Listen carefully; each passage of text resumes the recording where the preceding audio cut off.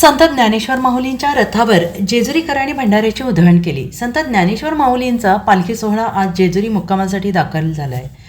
जेजुरी येथे आल्यावर संत ज्ञानेश्वर माऊलींच्या रथावर जेजुरीकरांनी भंडाऱ्याची उधळण केली। जेजुरी येथील ग्रामस्थांनी या पालखी सोहळ्याचं मोठ्या उत्साहात स्वागत केलंय।